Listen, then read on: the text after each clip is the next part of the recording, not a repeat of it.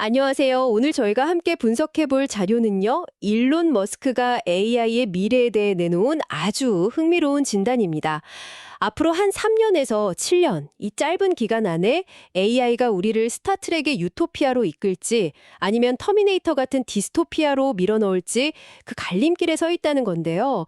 이게 그냥 상상만 하는 게 아니라 구체적인 실행 계획까지 제시하고 있더라고요. 그런데 정말 제 눈을 사로잡았던 건 따로 있었어요. 지금까지 모든 사람이 AI 경쟁의 핵심은 반도체 칩이다, 이렇게 말해왔잖아요. 근데 이 자료는 완전히 다른 곳을 지목합니다.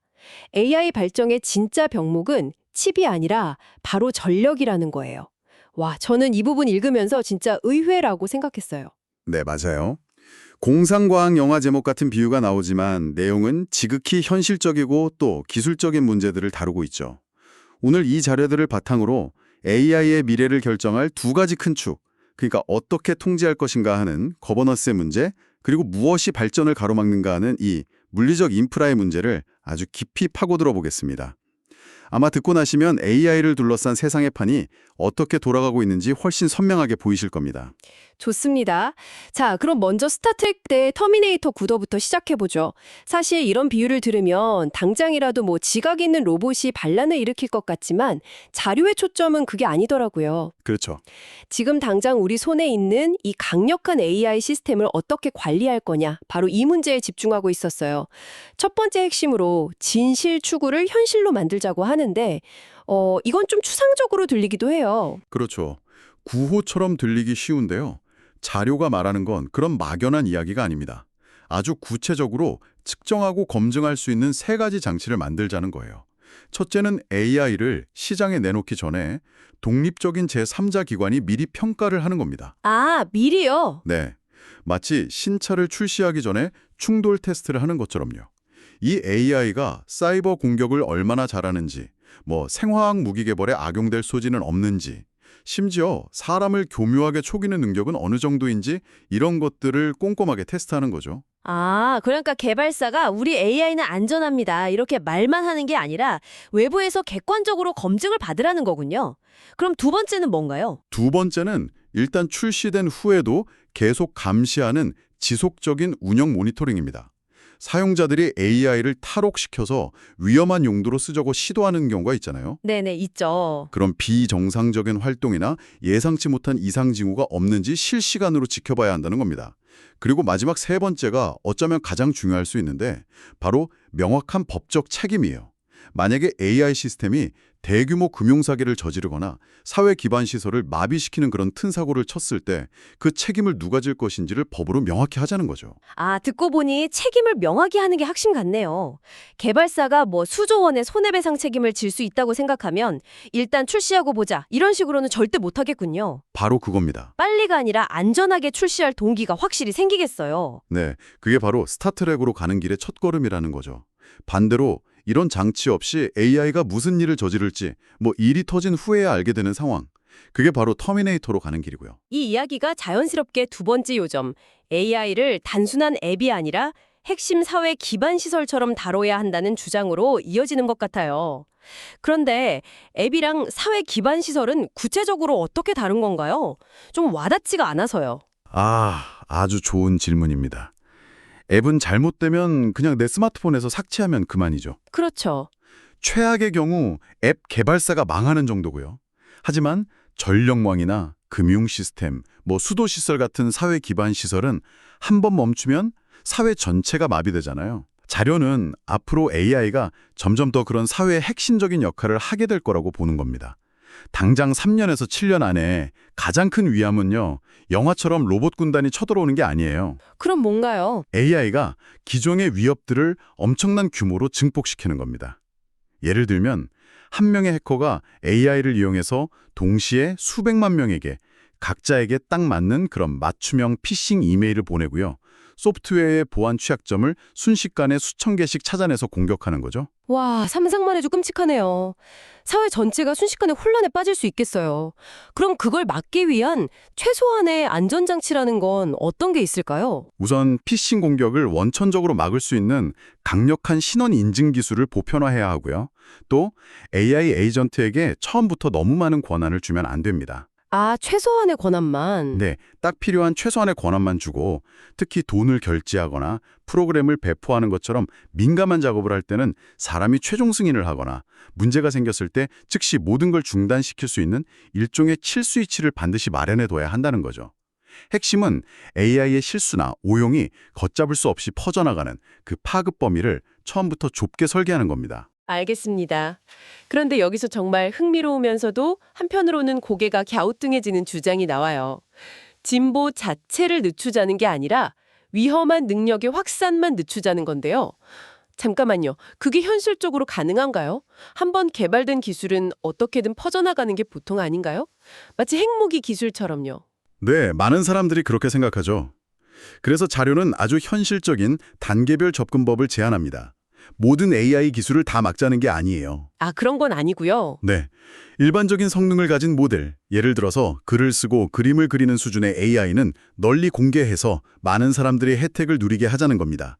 하지만 고도의 사이버 공격 기술이나 사람의 개입 없이 스스로 목표를 정하고 작전을 수행하는 완전 자율무기 같은 거, 이런 극도로 위험한 능력은 라이센스가 있는 소수만 접근할 수 있도록 철저히 통제하자는 거죠. 여기서 컴퓨팅 거버넌스라는 개념이 등장하는데요. 컴퓨팅 거버넌스요? 네, 최첨단 프론티어 AI 모델을 훈련시키려면 수만 개의 GPU를 연결한 슈퍼컴퓨터 클러스터가 필요하잖아요. 네, 그렇죠. 이건 개인이 만들 수 있는 수준이 아니거든요.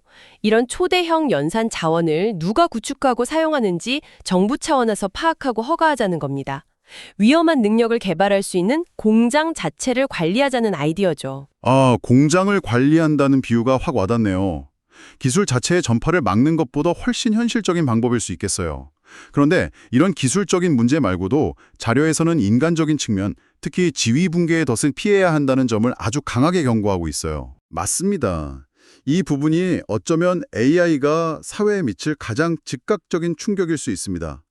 단기적으로는 사람들이 일자리를 잃어서 소득이 줄어드는 문제보다 사회에서 자신의 역할과 정체성, 존엄성을 잃어버리는 이 지위 붕괴가 훨씬 더 큰 사회적 불안을 일으킬 수 있다는 지적이에요.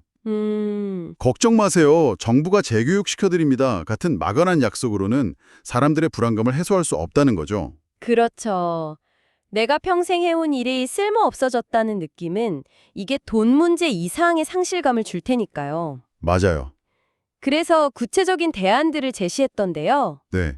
예를 들어서 AI 때문에 어쩔 수 없이 원래 받던 임금보다 낮은 일자리로 옮겨간 사람들, 이런 분들에게는 그 차액의 일부를 정부가 보존해주는 임금보험 같은 제도를 제안합니다. 임금모험. 네. 또 회사를 옮기더라도 개인이 계속 유지할 수 있는 의료보험이나 연금 같은 이동 가능한 복리후생도 아주 중요하다고 보고요. 더 나아가서 AI 때문에 사라지는 일자리가 있다면 반대로 AI와 함께 성장할 새로운 분야도 있을 거 아니에요. 네, 있겠죠. 뭐 첨단 반도체 제조나 데이터 센터 건설, 에너지 인프라 관리, AI 안전감사 같은 분야들, 이런 쪽으로 사람들을 연결해주는 대규모 견습 프로그램을 만들자는 겁니다. 결국 핵심은 사람들이 AI가 만드는 미래에 자신이 버려지거나 소외되지 않고 여전히 중요한 역할을 할 수 있다고 느끼게 만드는 거군요. 정확합니다. 그게 바로 터미네이터가 아닌 스타트랙으로 가는 사회적 조건이라는 거고요. 네. 그래서 자료는 우리가 지금 어느 방향으로 가고 있는지 일종의 대시보드를 제시해요. 만약 독립적인 제3자 기관에 AI 감사가 보편화되고 안전한 디지털 신원인증 사용이 늘어나고 AI 관련 사고가 터져도 그 피해가 제한적으로 통제된다면 우리는 스타트랙으로 잘 가고 있는 겁니다. 좋은 신호군요. 반대로 별다른 통제 없이 AI 에이전트들이 금융 시스템이나 전력망 같은 곳에 마구 연결되고 딥페이크로 인한 사회적 혼란이 일상이 되고 사기와 사이버 범죄 피해가 매년 폭증한다면 우리는 터미네이터의 길로 들어서고 있다는 명백한 경고 신호라는 거죠. 알겠습니다. AI의 안전장치와 사회적 수용에 대한 구체적인 로드맵을 잘 짚어주셨는데요. 그런데 이 모든 계획이 제대로 돌아가려면 결국 AI 모델을 훈련하고 운영할 물리적인 자원이 필요하잖아요. 지금까지는 모두가 칩이 부족하다, GPU를 더 만들어야 한다고 했는데 앞서 말씀드린 것처럼 이 자료는 완전히 다른 이야기를 하고 있어서 정말 놀랐어요. 네, 바로 이 부분이 이 자료가 제시하는 두 번째 핵심 통찰이자 어쩌면 패러다임을 바꾸는 주장일 수 있습니다. 결론부터 말하면 AI 혁명의 병목은 이제 더 이상 실리콘 칩이 아니라 구리, 철, 콘크리트라는 겁니다. 구리, 철, 콘크리트요? 그건 너무 전통적인 산업 얘기 아닌가요? 그렇죠. 하지만 생각해보면 당연한 이야기입니다.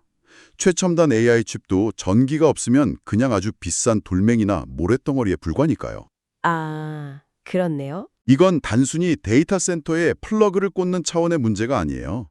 수십억 달러짜리 AI 클러스터를 가동하려면 그걸 뒷받침할 기가와트급 발전소, 수백 킬로미터의 고압 송전선, 전압을 바꿔주는 거대한 변압기, 그리고 엄청난 열을 식혀줄 액체 냉각 시스템까지 이 모든 거대한 물리적 인프라가 한 세트로 필요합니다. 이 체인에서 단 하나만 빠져도 전체 시스템은 그냥 멈춰버려요. 이게 그냥 이론적인 이야기가 아니라 실제 사례가 있어서 더 설득력이 있었어요.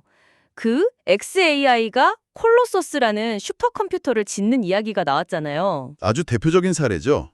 xAI는 1기가와트 규모의 전력이 필요한 AI 클러스터를 지으려고 했습니다. 1기가와트면 웬만한 소도시 하나가 쓰는 전력량이거든요. 엄청나네요. 그런데 마침 부지 근처에 고압 송전선이 지나가고 있었어요. 그럼 그냥 연결하면 되겠네 싶잖아요. 네, 저라도 그랬을 것 같아요. 그런데 전력망에 연결하는데 필요한 허가와 공사에만 약 1년이 걸릴 것으로 예상됐어요. 1년이나요? 그냥 선만 연결하면 되는 게 아닌가 보네요. 네, 전력망의 안정성을 해치지 않는지 평가해야 하고 새로운 변전소도 지어야 하니까요. 1년은 너무 긴 시간이었죠. 그래서 결국 xAI는 어떤 결정을 내렸느냐? 그냥 자체 발전소를 짓기로 했습니다. 아, 직점이요? 네, 여러 개의 천연가스 터빈과 테슬라의 대용량 배터리 저장 장치인 메가팩을 함께 설치해서요. 특히 배터리가 필수적인데 AI 훈련은 전력 소모량이 예측 불가능하게 널뛰기를 하거든요. 이 급격한 변동을 배터리가 완충해주지 못하면 발전기 전체가 멈출 수도 있기 때문입니다. 와, 이건 소프트웨어 문제가 아니라 완전히 기계공학과 토목공학의 문제인 거죠. 자료에서 변압기를 위한 변압기가 필요하다고 말할 정도니까요. 그 규모가 짐작이 가시죠? 변압기를 위한 변압기라니 거의 농담처럼 들리는데 실제 상황이라는 게 놀랍네요. 이 문제가 세계 최대 칩 제조사인 TSMC의 입장과 연결되는 지점도 아주 흥미로웠습니다. 전력을 공급할 수도 없는 칩을 너무 많이 만들까 봐 걱정한다고요? 바로 거기서 거대한 경제적 파급 효과가 나타납니다. 한번 상상해 보세요. TSMC가 야심차게 최신 AI GPU를 4천만 개 생산했습니다. 그런데 전 세계에 새로 지어진 발전소와 변전소, 냉각시설은 2천만 개 분량의 칩만 감당할 수 있어요. 그럼 나머지 2천만 개 칩은 어떻게 될까요? 그냥 창고에 쌓여 있어야겠네요. 엄청난 돈 낭비고요. 맞습니다. 수십조 원어치의 최첨단 자산이 그냥 재고가 되는 겁니다. 이건 어떤 기업도 감당할 수 없는 리스크죠.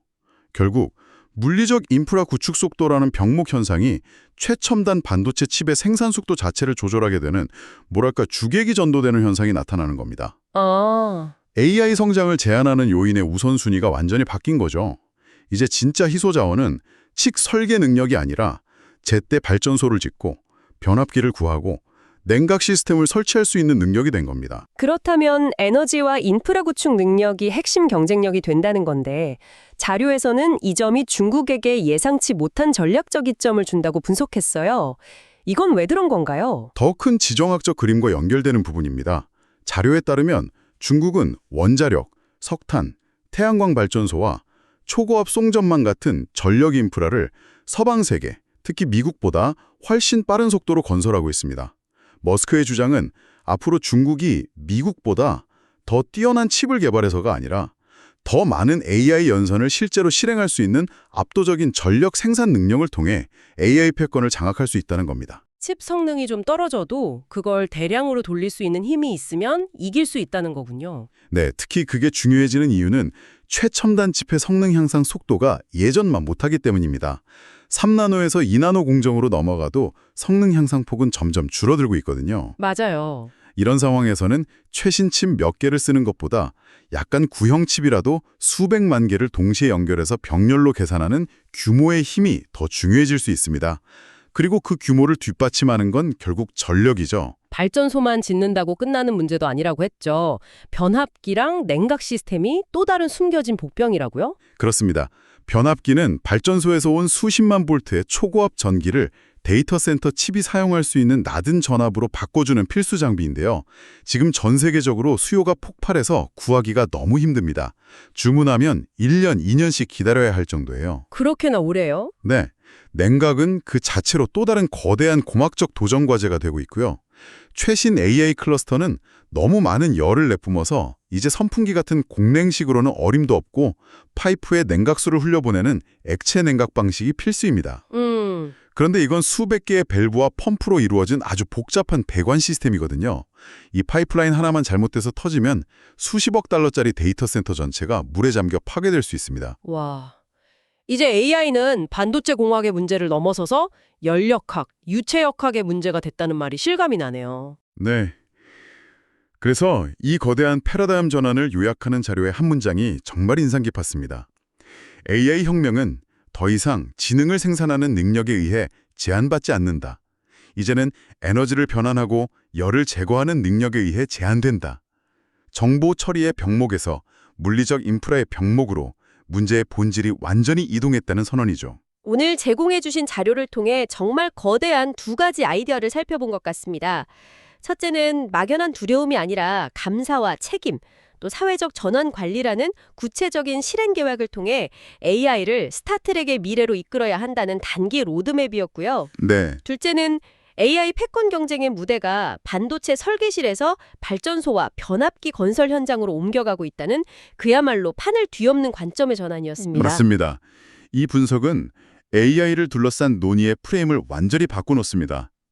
이제 우리는 반도체 기술의 발전 속도를 지켜보는 것만큼이나 각국의 에너지 정책, 규제 환경, 그리고 중공업 생산 능력에 주목해야 합니다. 이 둘은 이제 결코 뗄 수 없는 하나의 문제가 되었습니다. 마지막으로 이 자료를 바탕으로 청취자분들께 생각해 볼 만한 질문 하나를 던져드리고 싶습니다. 만약 AI 발전의 핵심 제약 조건이 칩이 아니라 에너지, 물, 냉각 같은 물리적인 것이라면 미래의 디지털 지능은 이런 자원이 풍부한 특정 지역에 집중되지 않을까요? 마치 과거에 물류가 편한 항구나 강을 중심으로 거대한 무역 허브가 생겨났던 것처럼 말이죠. 과연 그 새로운 AI 파워센터의 세계 지도는 어떤 모습일까요?